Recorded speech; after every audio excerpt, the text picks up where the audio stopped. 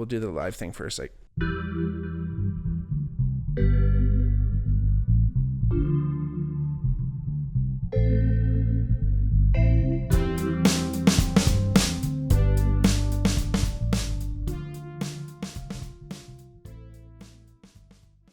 hey everybody, welcome back to the Bigmark podcast. It's me, your host, Bigmark. If it's your first time watching, welcome. If not, welcome back. Like I always say, if you ever wanted to reach out to the podcast, let us know about a topic or a show or anything you ever wanted to know. Just let us know on our in our DMs on the Bigmark Pod or at the Bigmark Podcast or on Twitter or Instagram.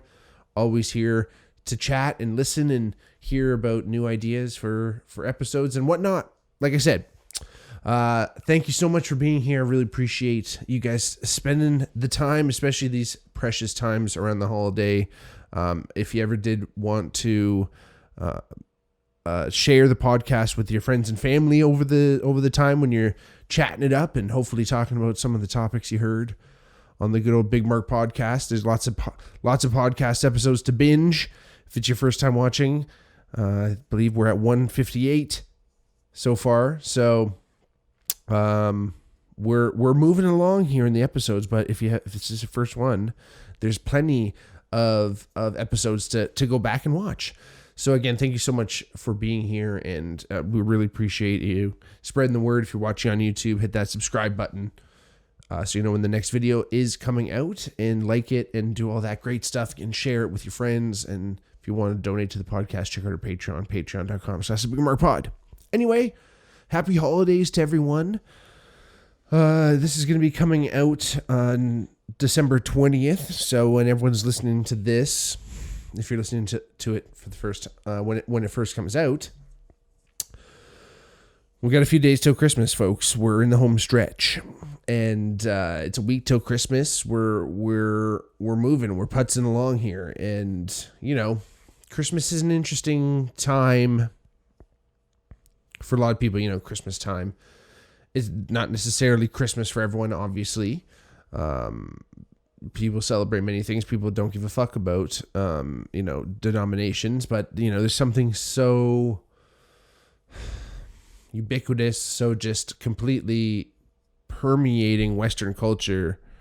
There's something about Christmas, I should say, that permeates Western culture, and it's everywhere. And it is wonderful, and it yes, there's religious undertones to the whole thing, but there are also like pagan undertones and stuff like that. But it is, again, it is something that brings back lots of nostalgia for many people, which we talk a lot about in this podcast. Is something that's really, really, important to the human experience, it seems, right? Nostalgia is something that we need. It kind of helps us with our memory, I think, helps consolidate things.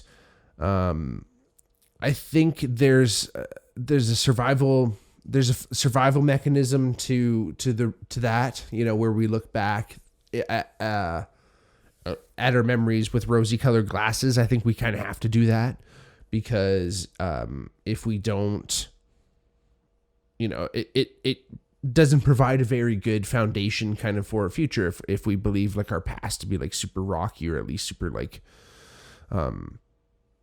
unstable, whether it was or not. Again, yes, there's a lot of reasons why an unstable past can create an unstable future.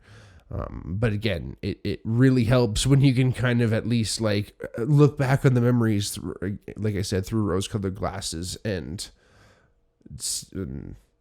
think fondly of the past. Doesn't necessarily mean you need to dredge it up, but again, there's something special and something I think important about nostalgia, and Christmas kind of completely surrounds that. And it was funny, I literally just watched a video online about this, TikTok or a reel or something, where the guy's talking about how Christmas is kind of different. Every year kind of goes by, and we kind of lose a little bit of that sparkle of Christmas, and the magic doesn't seem to be there, and the where are you Christmas moment kind of happens. Shout out Grinch. Shout out Cindy Lou, who Shout out the whole Whoville. Shout out Ron Howard. I don't know.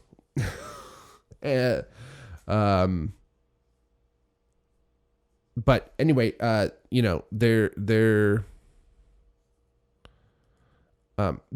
moment where we are feeling that it's hard to quantify sometimes. But again, thinking back to this video, us losing this feeling, the magic of Christmas is kind of fading, because when we were kids, we had, especially when we were kids in school, we had school, family, friends, all these pillars, if you will, in life that kind of were working around us during Christmas. Teachers were creating lesson plans and creating, school pageantry in the summer, or the year before, and they're getting things ready, and your parents are playing the music and getting things in Santa, and again, all these things are kind of done around you and for you. And then as you become an adult and you kind of realize, hey, you're the adult now that has to start to, buy people presents and cook people food and things like that, and go to all these different parties and things and be there for people in a different way. The magic doesn't seem to be there, but it changes. I don't think it's gone, Yeah, of course, it doesn't seem quite so sparkly, but there will always be that magic in Christmas. And I think that's an interesting route to Christmas, is there's a magic to it. And like I mentioned before, there's a pagan kind of thread that runs through Christmas. Again, obviously, the iconography with the tree and, winter solstice, things like this, all kind of surrounds the allure, and again, I can't reiterate it more, or I can't mention it more, the magic of Christmas. And again, I think that is something that is special. And yes, in places like where it's cold and stuff, I think we have an interesting kind of winter approach, but they celebrate like Christmas, or there's some type of celebration in all cultures kind of surrounding this time of the year, right? And in the southern hemisphere, it is like the middle of summer, right? But again, they still are getting after Christmas in Australia bad. But I mentioned this before in the last Christmas special. I think it's such a fascinating idea, in the fact that, the whole idea of Santa Claus, the myth, and, stories come up, and you see posts online about, what the true history of Saint Nicholas and Santa and Santa Claus and all this. Saint Nicholas slowly became Santa Claus and all this stuff. And yes, of course, there's a lot of religious aspects to it, and Saint Nick, and again, the Christians, and the whole idea, it's all celebrating the birth of Jesus, right? But based on where the star was in the sky in Bethlehem, surrounding the story, and a lot of different things, like shepherds having their sheep out, wouldn't have their sheep out in December, in Bethlehem at the time. There's a lot of reasons saying that, Jesus was probably born in the summer, but one of the big reasons why they chose December 25th as Christmas is because it's actually the pagan holiday of the sun. And when the Roman Empire was taking over all these kind of little clans and stuff, and switching most of the Roman Empire from paganism to Christianity, Catholicism, they were adopting these pagans, and to help them kind of assimilate a little bit more into the culture and understand Christianity a little bit more, they started weaving in, they being, the Christian clergy, the Pope and the people kind of writing Christian laws and things like that, they decided to include a lot of pagan iconography and dates and things like this to help people who are new to the religion kind of, be like, oh yeah, we're going to celebrate the birth of Jesus Christ, the Son of God, on, guess what? It's the Sunday. Yeah, I know it's not SUN, but it's SON, a little different, but hey, still December 25th. You're going to have a nice little party then anyway, right? Might as well, instead of worshiping these false gods, let's worship this one God that we're telling you to do. So that's kind of how December 25th was kind of conceived. So again, things kind of follow this pagan kind of influence. And one of the interesting things in the northern climates, especially, there were smaller communities. Obviously, we're talking hundreds and hundreds of years ago. This is like, I'm not exactly sure when when this would have occurred in history, but hundreds of years ago. These little towns in Norway, Sweden, the Scandies, they had these shamans in town, medicine men, if you will, in town. They didn't really have doctors really back then. So these shaman were able to facilitate psychedelic experiences, things like this. It was a little bit more involved with that back in the days. Humans were kind of taking especially mushrooms and things that would grow in the ground and things like that, and plants that you'd smoke. Always involved in human history. We're constantly ingesting some type of plant or making some type of concoction that's going to alter our brain chemistry and alter our consciousness, mostly for religious purposes. But anyway, the shaman who would facilitate some of these trips would also cultivate these mushrooms. In this case, in these small towns, it was the Amanita muscaria mushroom, which is, I have a little example of it here, actually. My sister made this. Shut up, Monica. This is the Amanita muscaria mushroom. Hopefully everyone can see this on the YouTubes well enough here, but imagine every mushroom you've ever seen. Like the kind of like basically the Mario mushroom, very similar. Not toad, but like the mushroom-ish. If not, it's all over Western culture, if you will, if not world culture. There's an image of this mushroom, especially like, again, Northwestern European and Canadian culture. But you see this mushroom everywhere. Again, this is the Amanita muscaria mushroom that exclusively grows under pine trees, but you'll also see it everywhere in Christmas iconography. And we asked ourselves, why? Why is there a fucking mushroom involved? There's Santa. There's Christmas trees. There's, winter type animals. There's, things like that you're going to put in your house. And all of a sudden mushrooms are happening. So why are there mushrooms happening, right? So these shamans in these little towns would cultivate these mushrooms. And what they would do is when they would grow under these pine trees, they would pick them and then they would dry them out, because when you dry the mushroom out, there's some chemical reactions and processes that happen that kind of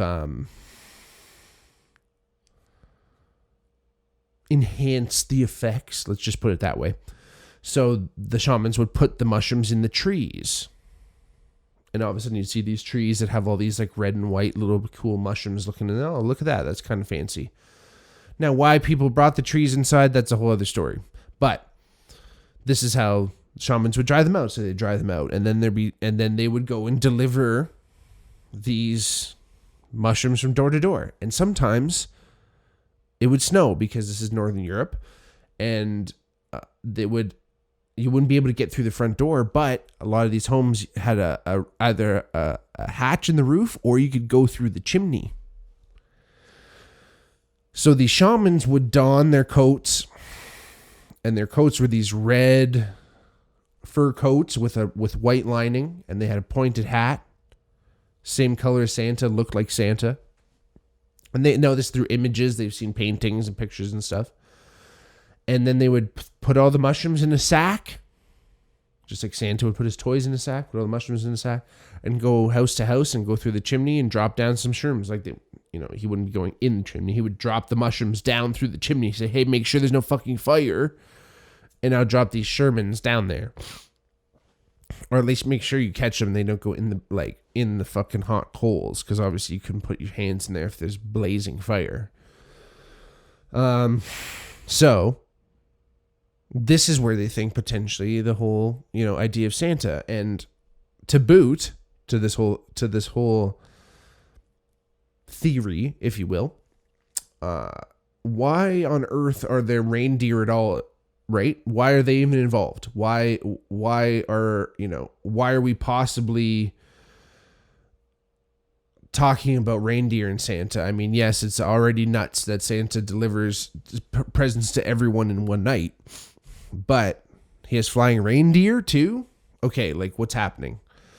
So the funny thing about reindeer and Amanita muscaria is the reindeer happen to love Amanita muscaria. They like to eat it. And in fact, for some reason, they actually even more so like the taste of presumably human urine, but any urine of an animal that has eaten that Amanita muscaria. They will like bull people over to get at the urine of someone who has eaten the mushroom. And in fact, in Northern European Scandinavian culture, it's known that if these reindeer eat the mushrooms, these Amanita muscarias, and then you can capture the reindeer urine if you're able to. I don't even know how the fuck, but if you are and you can drink that, you will feel the effects of the mushroom. There's something about the psychedelic properties or the psychedelic ingredients, molecules. I don't know. This is very unscientific for what I'm trying to say, but like the it's not psilocybin, because Amanita muscaria is a different thing. The muscatine and things like that will make their way through the reindeer system, and they kind of get concentrated in the bladder, and then when you drink it, it's even more concentrated brew. So flying reindeer. So presumably, if you're tripping balls on mushrooms, and you have to be taking a pretty high dose of Amanita muscaria, I think, to have like hallucinations, because it's different than psilocybin magic mushrooms. But again, you're high, you get a little bit more of a energized feeling, right? And the same thing happens to the reindeer, and they're kind of flying around. They're all hopped up, and you're tripping a bit, and all of a sudden you're thinking, oh, flying reindeer, and who knows, maybe you're even seeing elves too. So elves are involved. Kind of tangentially, probably because of that, and then again, also a pagan remnant. So love Christmas, man. It's a great little pagan holiday that we all like to take part in, and it's always interesting every year, as I've already mentioned. As they go by, there's always something new going on, but plus la même chance et plus la même chose, or what? Plus la même chose, plus la même change, plus la même chose, I believe is the saying en français. Pardon my French. I believe is as much as things change, they stay the same.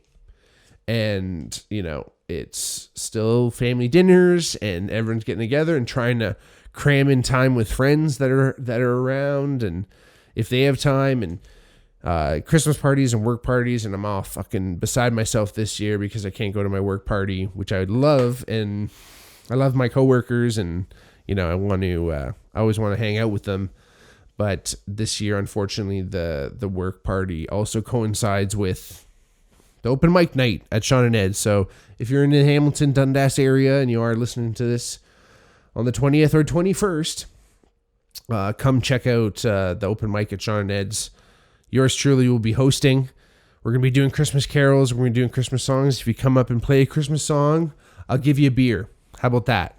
Come on out. But again, super sad that I'm going to miss the work party. Excuse me. I'm beside myself. It's making me gassy. But it's kind of funny that I'm missing my current work party to be going to Sean and Ed, which is the company I used to work for.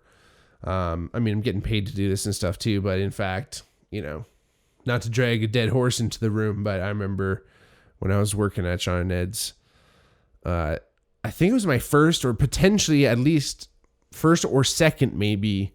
No, first. It's got to be my first Christmas working for Sean and Ed. I've been working there for a while. I think I started like in April and May. Like I started there. I've been working there for like 6 months at least.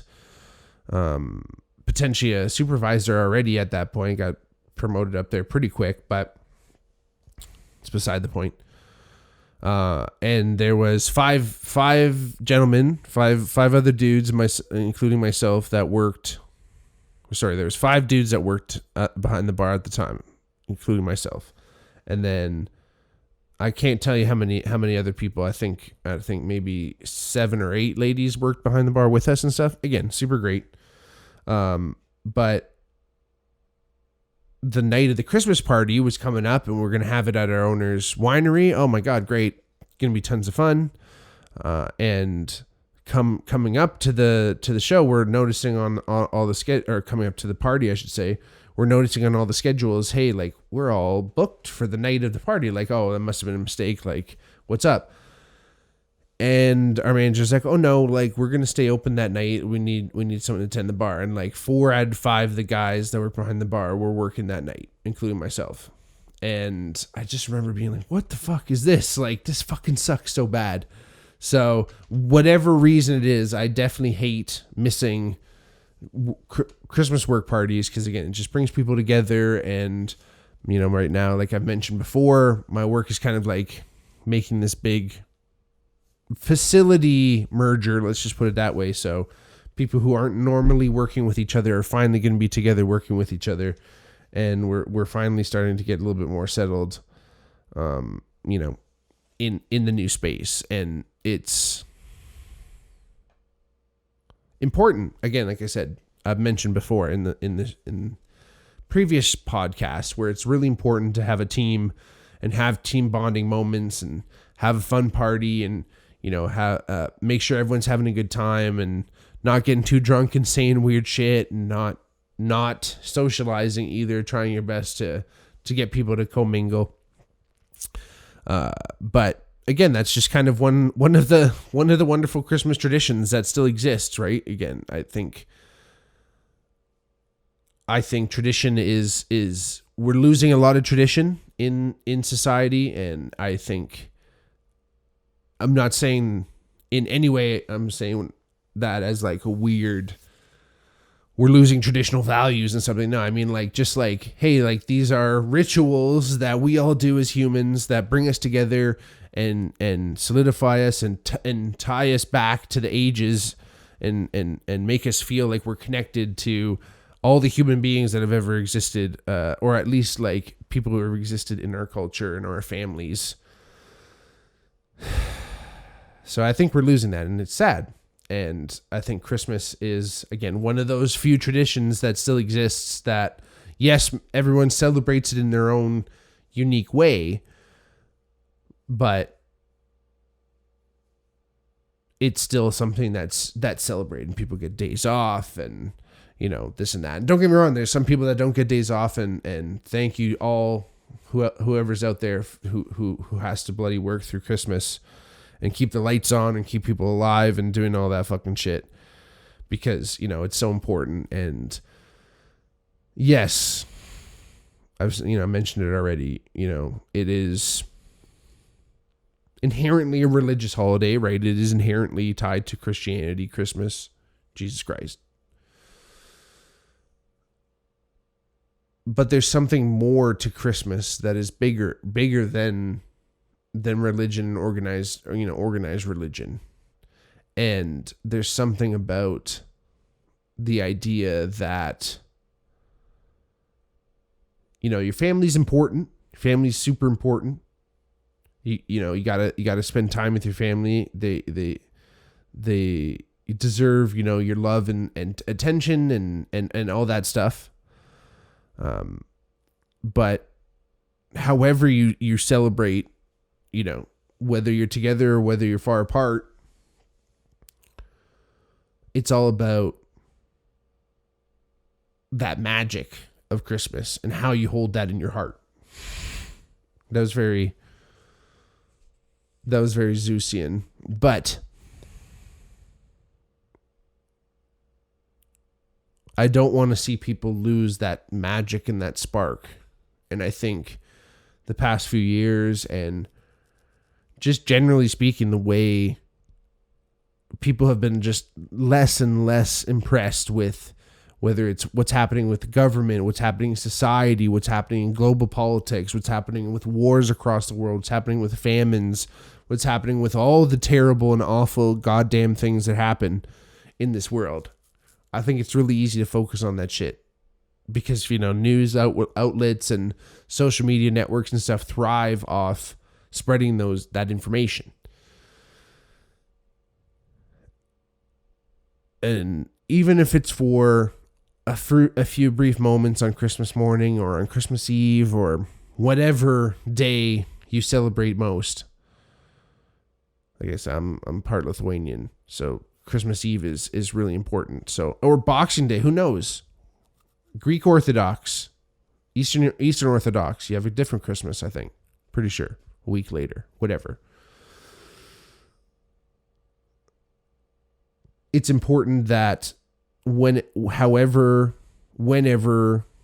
you celebrate that, even if it's for a moment, that magic is alive in you for some reason. And whatever that magic is that spirit, is that God, is that, whatever, who knows if you can put too fine a point on it. But there's that spark and there's that glimmer of hope of like, hey, maybe it takes a little effort. Yeah, you got to put together some meals and you got to bring people in the house and you got to wrap gifts and buy gifts. And yeah, it fucking costs $1 million and it sucks. And you come out of it in January all fucked up and broke. But it's worth it. It's all worth it. It's all worth it to see the look on people's faces and to spend time with people cozy, and hopefully people get, you get some time off work, even if it's for those couple days, and you get to kick your feet up and you get to put on a fun movie and you get to see people run around and you get to see the happiness and joy and that love that exists. Comes but once a year. I wish it could come every day. That's another Christmas Spooktacular. Again, we got a few more days till Christmas. If you're listening to this on Wednesday, hopefully you're listening to this on Christmas Day too. That'd be wonderful if you have some time to listen. But if not, we'll see you next week. I'm pretty sure it's gonna be right after Boxing Day, the day after Boxing Day, which is a weird day. No boxes, no other days, just December fucking 27th. So get ready. Anyway, thank you all for being here. Merry Christmas, happy holidays, happy everything. I'll see you before the new year. Anyway, enjoy. Love y'all. Peace.